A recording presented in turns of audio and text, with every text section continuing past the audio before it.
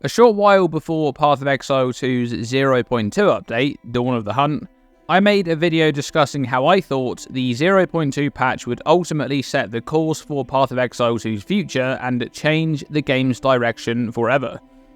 Because at that time, we just got off the back of a string of smaller patches following PoE2's early access launch, and at that point, the game truly had two different halves. In the campaign, you had the true-to-vision, slower, more methodical combat. The campaign was pretty much everything that we had come to expect, from all of the dialogue we'd heard and all of the showcases we'd seen prior to Path of Exile 2's launch.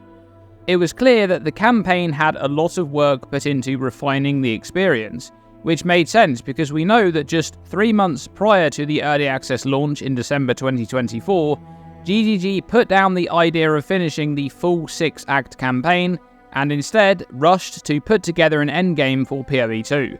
An endgame that, predictably, given the time spent on it, felt extremely undercooked upon release. And this, of course, is the second half of PoE2, the much faster paced endgame. It was so different that you felt like you were playing two entirely different games, going from the campaign to the endgame. Monster density was much higher, you were often getting swarmed by monsters that were faster than you ever could be, and the balance of monster types was very off, with some dealing ridiculous levels of damage. But as I mentioned, this was to be expected. After all, just a fraction of the game's total development time had been spent on the endgame.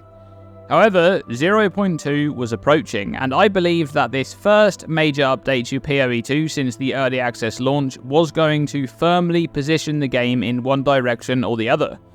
Would they stick to their original design decisions, or would they juice up the campaign to align it with the speed of the endgame? Well, truthfully, I was wrong. 0.2 came and went by, and the game still had a complete disconnect between the campaign and the endgame. There was no real stance taken by GGG to go one way or the other, and even in interviews and Q&As at this time, it wasn't obvious which direction they really wanted to go in. However, fast forward to patch 0.3, and I believe we now know the answer to that question. The Third Edict has changed the course of Path of Exile 2 forever. And it's not the direction that I really expected, but many of the changes combined have pretty much cemented the course of PoE2 going forward.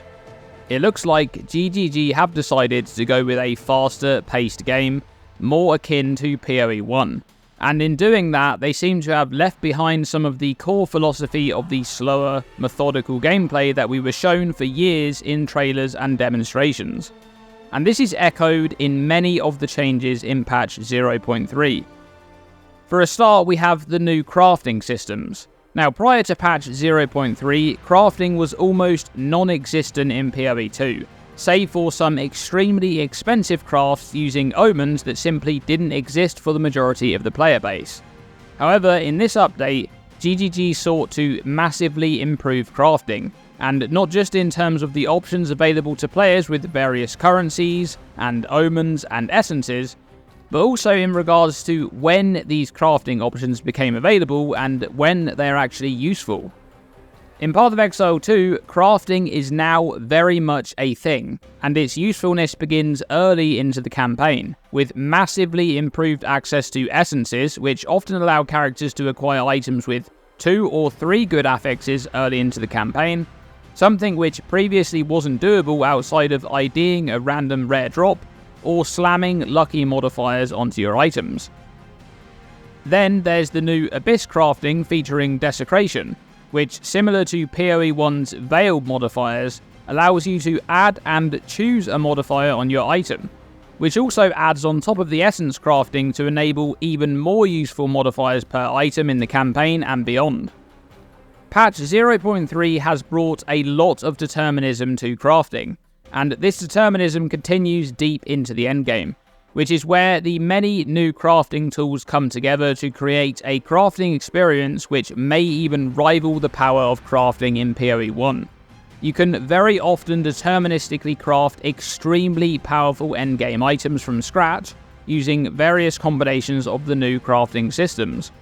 And this change to Path of Exile 2 crafting has massively increased player power at any given stage of progression, Whether you're in Act 2 or Tier 5 maps or fighting the Uber Arbiter boss, you have access to much more powerful items as a result of all of these new crafting options. And sure, you could make the argument that patch 0.3 is an outlier because access to Abyss crafting will be much more limited in patch 0.4 and beyond, once Abyss is no longer in every zone. And I think that's a fair point to make. However, I'd argue that Abyss was only the first League addition to crafting, and it won't be the last. Over time, we're likely to get more and more crafting tools added into the game via the introduction of new League mechanics. For example, one crafting tool that many players are asking for right now is resistance swapping, akin to PoE 1's harvest crafts. And this is a feature that I could see being added to PoE 2 sooner rather than later. So I believe that crafting as a whole is only going to get stronger over time, not weaker. Now, the next part of the Third Edict update that indicates a much faster game going forward is the League mechanic itself, the Rise of the Abyssal. You simply cannot mistake this one for being anything else. The sheer density of monsters surrounding any Abyss encounter is insane compared to a lot of the other gameplay you're experiencing at the time. Not to mention the huge amount of monsters that flood onto your screen once the Abyss actually opens up.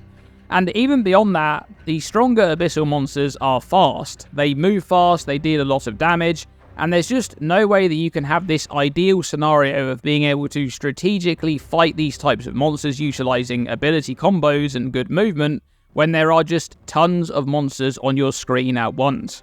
The more tactical gameplay that we've been used to seeing in demonstrations just doesn't work in this setting. And that brings us on to another topic, game balance. Because if anything, the current balance of the game is the largest indicator of all. GGG have had two big patches now since the initial early access launch. Two opportunities to balance the game in one direction or the other. And especially in patch 0.3, the balance has only gone one way, and that's the way of player power going up. Way up, in fact. Players are stronger than ever before in the current update, and as previously mentioned, this does have a lot to do with the power of the new crafting systems, but there's also skill balance too. The state of skill balance in patch 0.3 is wild. I discussed this in my last video on the dominance of the Deadeye in the current update, but it's not just the strongest builds that are deleting bosses. And it's not just in the endgame either. This is happening on many different archetypes, and it's happening in the campaign pretty much from the get-go. Players are destroying the Rust King in a few hits with throwaway gear, for example. That's the second or third zone into the game, and you're already steamrolling bosses. Grenades and bow skills just absolutely melt bosses before they can do any mechanics. Now, I would say that the game balance is broken due to this, but I'm not so sure about that. As I said before, this is the second opportunity that GGG have had to make a pass on skill balance, to adjust for other increments to player power, but it appears that they're content with the current balance. Perhaps they want experienced players to be able to face roll the campaign content if they know what to do with skill gems and support gems and the likes. And that's a great segue to another massive change this patch that has also added to a faster paced game overall. The support gem changes, not just being able to use multiple of the same support gems, but also the addition of support gem tiering, many of which were direct power buffs to existing support gems in 0.2 and prior. And also on top of that, we have the new lineage support gems, some of which are exceptionally powerful and build defining choices.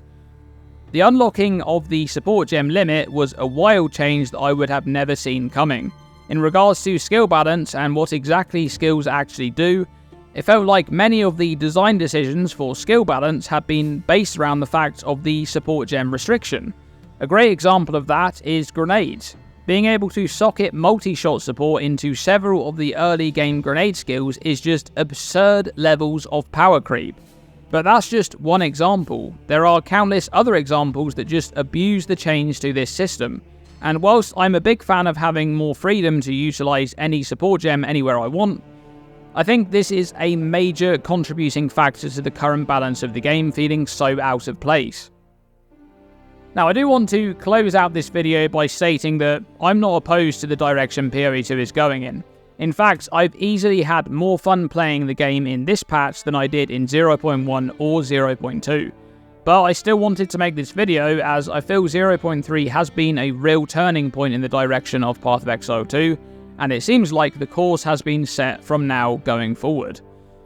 I would say that overall, I'd prefer PoE 2 to be a distinctly different game from PoE 1, because ultimately I feel that's why they made a separate game in the first place, but at the same time, I do enjoy PoE 1, so I'll also enjoy PoE 2 if it's going to end up being much of the same game in the years to come. Let me know what you guys think about this topic in the comments below. Thanks for watching this video, and as always, stay tuned and stay safe.